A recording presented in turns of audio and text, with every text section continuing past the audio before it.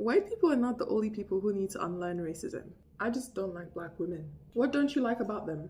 I just don't find them attractive. But you do realize you look exactly like black women. So if you don't find them attractive, does that mean you don't find yourself attractive? Hi, beautiful black women. My name is Abby. In this video, we're talking about how black men's dating preferences are rarely about love and often rooted in internalized racism. This isn't about who people choose to love. This is about the pattern of black men demeaning black women while elevating non-black women as a form of status. Black men often use preference as a shield to mask anti-blackness. When you hear a black man say, "It's just my preference," it sounds innocent until you look at what that preference really means in context. For a lot of them, it's not just about who they're attracted to, it's about who they aren't attracted to. And too often, that not is clearly and explicitly black women. The word preference gets thrown around like it's neutral, but it becomes harmful when it's constantly paired with insults. You'll hear things like, "I just like white women," "I just like women with their real hair," "I like my women more feminine," as if those traits don't exist in black women. It becomes clear very quickly that the preference isn't about what they like, it's about what they've been taught to avoid, which is their own people. Now, let me go ahead and address something up front because I already know how some people think. If you have watched any of my previous videos, then you know I've talked about my preferences as well.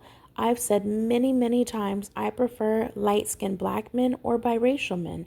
But let's be real, I don't go out of my way searching for these group of men like I'm hunting them down.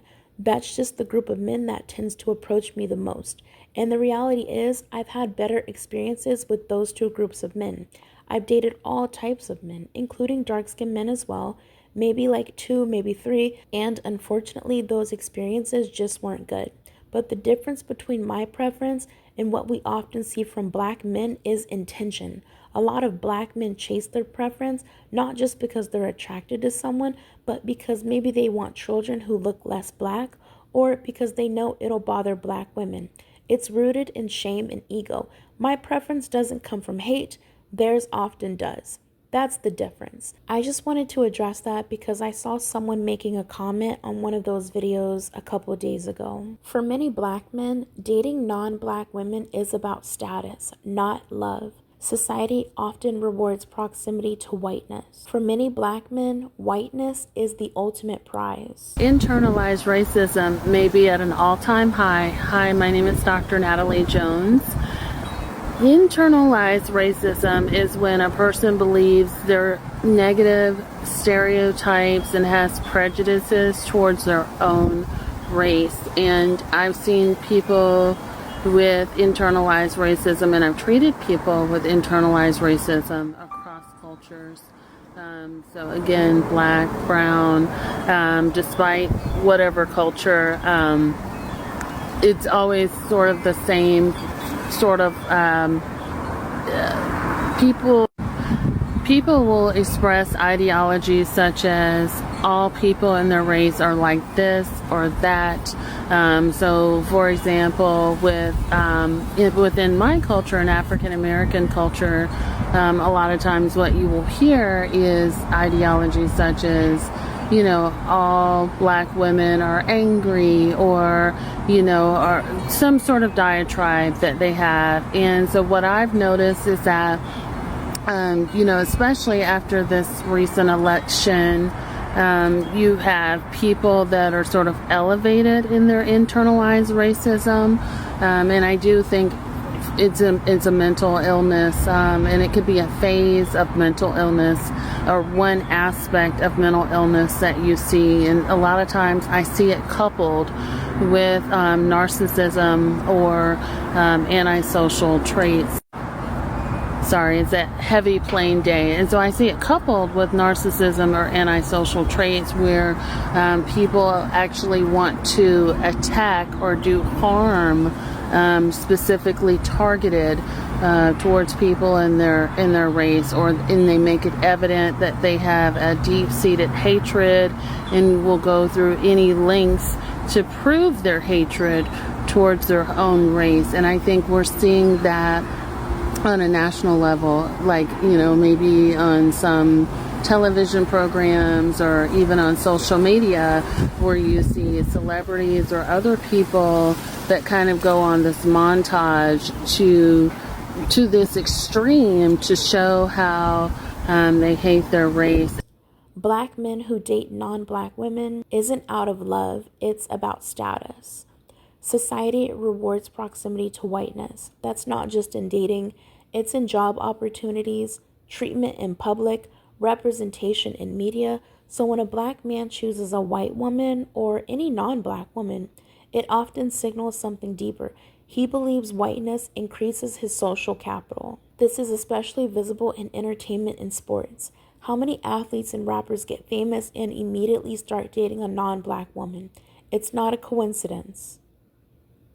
That non-black woman becomes a symbol that he's made it, that he's moved beyond the ghetto and the black community, that he's finally worthy of a woman that society has deemed better.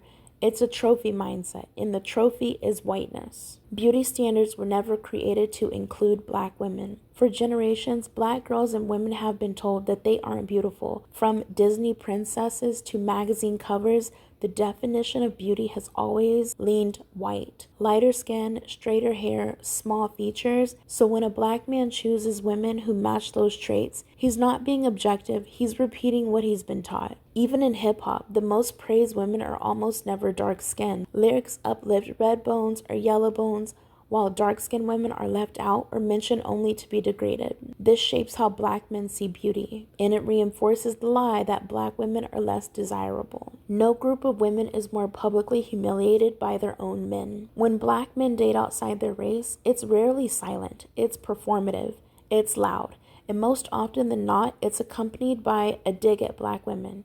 I don't date black women because they're too aggressive. They're not submissive enough. They bring too much drama. You don't see white men doing this to white women when they date other races, but black men will insult black women as a part of their declaration that they've leveled up. What they're really doing is announcing their anti-blackness. They want to distance themselves from the struggle, from accountability, and from the emotional labor that they expect from black women. So instead of growing up and becoming better men, they blame you and romanticize others. Even biracial women can sometimes be a fetish because they're not too black. There's a reason why so many black men are obsessed with mixed race women. It's because they see them as a balance. Black enough to be trendy and exotic, but still closer to whiteness. This is why so many black men want biracial children. It's not about love, it's more so about aesthetics and erasure. They want a child that doesn't reflect them too much. This mindset shows up all over TikTok and Instagram. The perfect couple is always a racially ambiguous woman with a visibly black man. It's a pattern. And behind that pattern is shame. Shame about their features, shame about their history, shame about their mothers. But instead of healing, they create a new version of blackness that they find more palatable. This pattern is everywhere. Celebrities just make it louder. Look at Kanye West. He went from Amber Rose, who is biracial, to Kim Kardashian, a white woman who built her brand by cosplaying black aesthetics. He once said, if you're a successful black man, you need a white woman. That's not a preference. That's a confession of deep internalized racism. And I think this, with, I don't know what it is about the current presidential the election and things like that, where, I've seen, again, this escalation of people who definitely want to go to any lengths to prove that they have this extreme sort of dislike for their own people.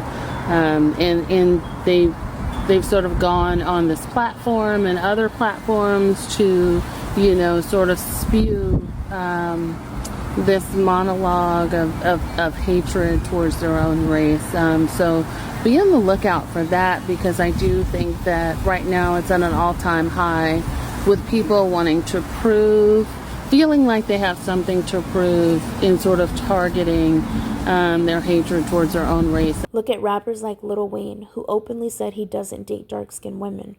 Or the countless YouTubers and podcasters who build entire channels off of degrading black women and glorifying non-black ones. This is not individual, it's systemic and it's taught. These relationships are often built on running, not love. What these men are really doing is running from accountability, running from reflection, running from the parts of themselves they associate with weakness or struggle. They think that being with a non-black woman will bring them peace. What they're really looking for is an escape. And unfortunately, many non-black women sometimes allow them to escape. They don't hold them accountable the way a black woman would. They let the jokes slide. They accept the mediocrity. They believe the sob story. And that's not because they're better. It's because they don't know any better. They don't have the same cultural lens to see the manipulation. Black women aren't bitter, they're observant. Every time you point this out, you're told that you're bitter, jealous, or can't get a man. But this isn't about being chosen. It's about calling out a system of disrespect. Black women are the only group expected to uplift men who constantly humiliate them. You're expected to clap when a black man dates out, stay silent when he degrades you, and still be ready to fight for him when the world turns on him. But not anymore. You're not crazy. You're not bitter. You're just done pretending not to see the pattern. Black love can't exist where self-hate is still alive. Until black men start to heal and confront the ways they've internalized racism, they cannot love you properly. Love requires self-awareness. It requires them to see you as an equal, not beneath them. And too many of them still see you as a burden, not a blessing. Black women, you're not the problem. You were never the problem. The problem is that too many black men have been raised to see whiteness as salvation and blackness as struggle. And instead of working to undo that lie, they carry it into their relationships and reproduce the very harm that was done to them. Black women, please stop begging these men to see your value. Stop internalizing their rejection as your flaw. When a man says you're too much, what he really means is he's not enough. When he can't love you in your fullness, that's not your loss, that's his curse. I hope you protect your peace. I hope you guard your joy. And remember, you don't need to tone yourself down to be loved. You don't need to shrink. You don't need to be biracial. You don't need to be white.